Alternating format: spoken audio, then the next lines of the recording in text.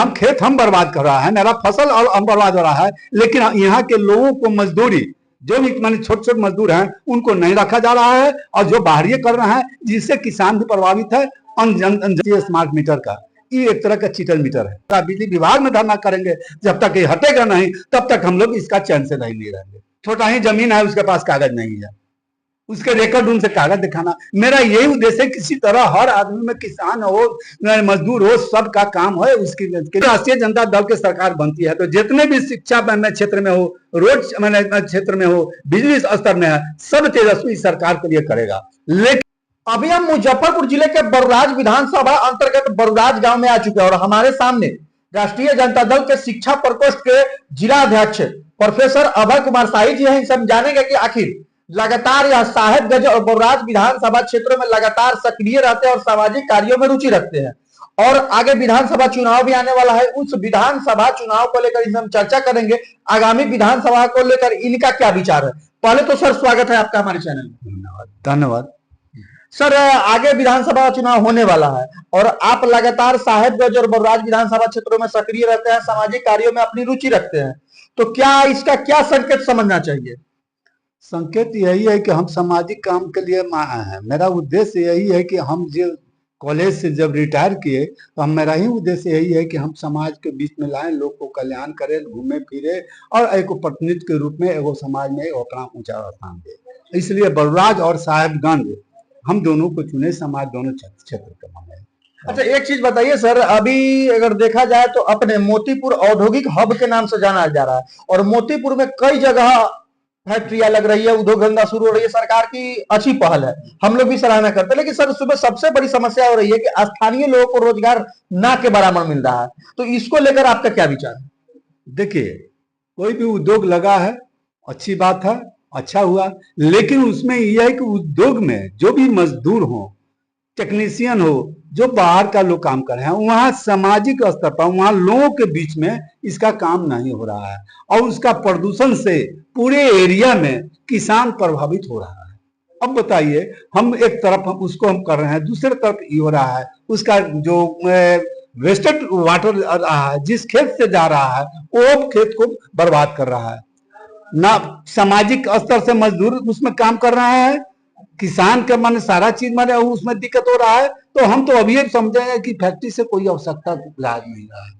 लेकिन सर मेरा मानना है और कई सारे लोगों का भी हम लोगों से कहना होता है कि जो स्थानीय किसान है या जो बेरोजगार युवक युवतियां है उनका भी कहना है कि फैक्ट्रियां मेरे यहाँ लगी, प्रदूषण हम झेल रहे हैं, खेत हमारी बंजर हो रही, तो फिर रोजगार हमें क्यों नहीं मिल रहे? सही बात है, यानी हम खेत हम बर्बाद कर रहा है, मेरा फसल और हम बर्बाद हो रहा है, लेकिन यहाँ के लोगों को मजदूरी जो भी माने छोटे छोटे मजदूर हैं उनको नहीं रखा जा रहा है, और जो बाहरी कर रहे हैं जिससे किसान भी प्रभावित है, जनता भी प्रभावित है। जीना दुर्लभ हो गया है कि उसको शाम के बाद से उसके धुआं से सब लोग प्रभावित है। करीब 10-20 किलोमीटर के रेडियस से वो फैक्ट्री से किसी को कुछ फायदा भी नहीं है।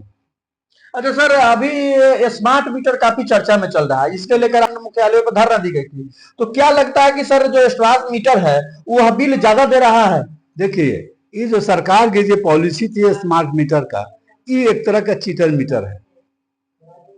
अब लगा दिया, अब ये नागार्जुन के माध्यम से सेंट्रल गवर्नमेंट के माध्यम से बिहार में लगा दिया, अदर स्टेट में इसका भी नहीं है, लेकिन बिहार में लगा दिया। इसका बिल इतना उठ रहा है जो आम पब्लिक के लिए बहुत अति है।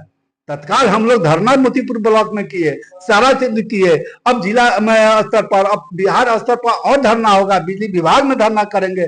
जब तक ये हटेगा नहीं तब तक हम लोग इसका चैन से नहीं रहेंगे। अच्छा, एक चीज और है सर, अभी अगर देखा जाए तो जितने भी सरकारी संस्थान हैं, प्रखंड मुख्यालय जो कार्यालय हो गया, वहां पे यानी काफी संख्या में बिचौलिया हावी रहते हैं, चाहे वो मोतीपुर हो या साहेबगंज हो। आप दोनों क्षेत्रों में लगातार सक्रिय रहते हैं, तो इससे जनता को निजात कब मिलेगी?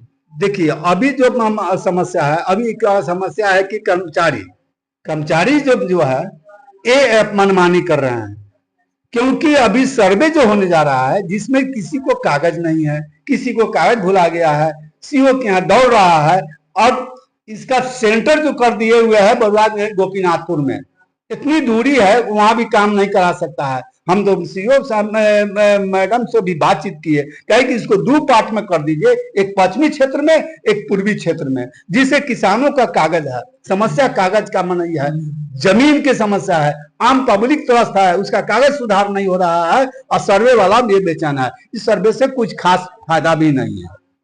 तत्काल जब तक नहीं हो, लोग अपना कागज जुटा ले, तब बाद में सर्वे का काम किया जाएगा। अच्छा, एक चीज सबसे बड़ी बात है सर, आप दोनों विधानसभा चाहे साहेबगंज हो या बर्राज हो, वहां से आप सक्रिय है, इसका मुख्य उद्देश्य क्या है, जनता आप जानना चाहती है आपसे? देखिए, इसका मुख्य उद्देश्य दोनों क्षेत्र में हमको घूमना है।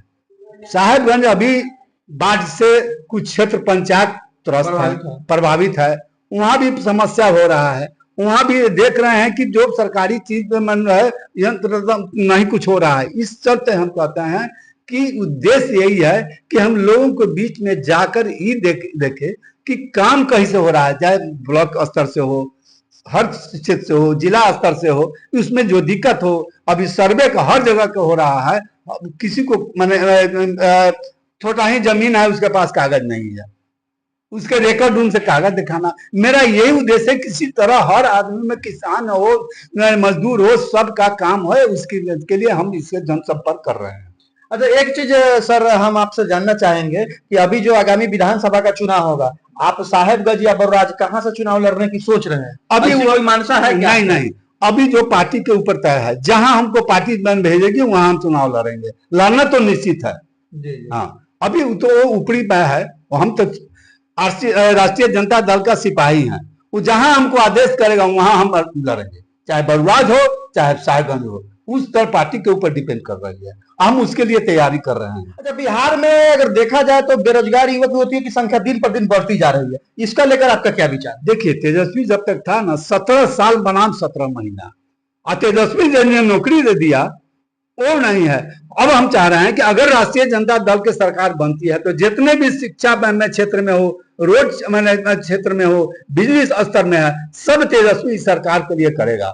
लेकिन यही सरकार नीतीश कुमार एक साथ पहले थे, अब उन्होंने अलग हो गए, अब वो उनकी काम देखिए अब तेजस्वी, इसलिए हम लोग चाहते हैं कि तेजस्वी सरकार आ जाए। आने के बाद सब समाज के लिए, जो मजदूर से लेकर बेरोजगारी के दूर होने की संभावना है।